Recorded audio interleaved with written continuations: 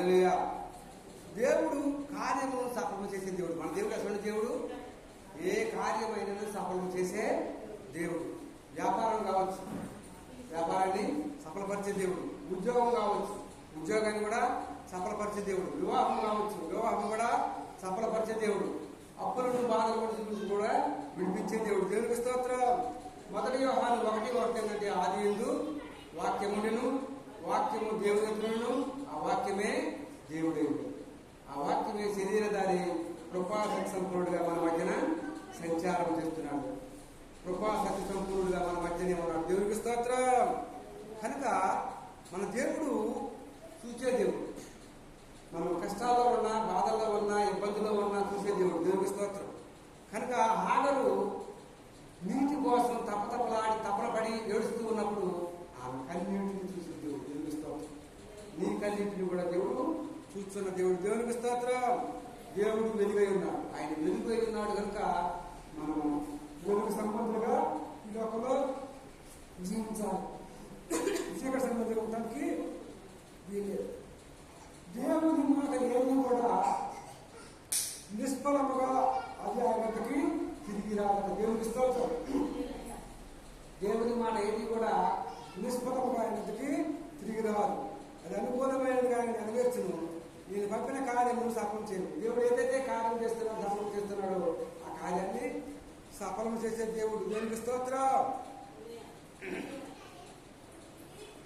మీరందరూ సంతోషముగాను బయలువెలుదురు, సమాధానముగా ముందున్నట్టుగా చూస్తున్నాను. కనుక అపొస్తలుడైన పౌలు అనేక మందిని దూషించాడు, కొట్టాడు, తిట్టాడు. కానీ దేవుడు ఏంటంటే ఒక సమయంలో దేవుడు అతనికి దర్శనమిచ్చాడు. ఆ యొక్క దర్శనం రాగానే వెలుగు చూడగానే అయిపోయింది. నయనాలు ఏమైపోయి చీకటి పడిపోయింది, ఒకరు కాలిపోయింది, ఆగిపోయింది.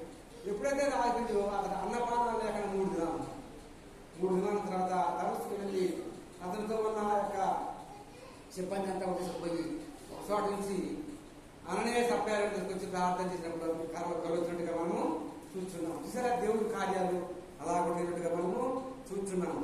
కనుక మనము నా మాటలు దేవుడి యొక్క మాటలు అగ్గి వంటివి కాదా, దేవుని మాటలు అగ్గి వంటివి కాదా, బండ వంటిది కాదా అంటున్నాడు. బండను బద్దలు చేయ చుట్టె వంటిది కాదా. మన హృదయము రాతి ఉండ, దీన్ని బద్దలు చేయాలంటే దేవుని యొక్క వాక్యం వల్లనే అవుతుంది. దేవునికి స్తోత్రం. కనుక ఉన్నట్టుగా మనము చూస్తున్నాం. కనుక యెషయా గ్రంథము 45వ అధ్యాయం 23వ వచనం అంటే, నా ఎదుట ప్రతి మోకాలు, ఆయన ఎదుట ప్రతి ఒక్కరూ మోకరించవలసిందే, ప్రతి నాలుగు చూడని ప్రమాణము చేయను. నేను నా పేరట ప్రమాణం చేస్తున్నాను. నీతిగల మాటలు బయలుదేరినవి అది వ్యర్థముగా కానేరు. దేవుని మాటలు ఏది కూడా వ్యర్థము కానేరు. దేవుని స్తోత్రం. ఈ లోకంలో వ్యర్థమయ్యే ఏంటి దేవుని మాటలు కాకుండా ఈ లోక సంబంధమైన మాటలు వ్యర్థమైపోతాయి. కానీ దేవుడి మాట ఒకటి కూడా వ్యర్థం కాదు. కనుక ఈ కొద్ది మాటలు దేవుడు దీవించిందా. ఆమేన్. ఇష్టపరు 810 ఛానల్ సబ్స్క్రైబ్ చేయవలసిందిగా, గంట వెలుగు పెట్టవలసిందిగా, అనేక మంది షేర్ చేయవలసిందిగా కోరుతున్నాను. ఆమేన్.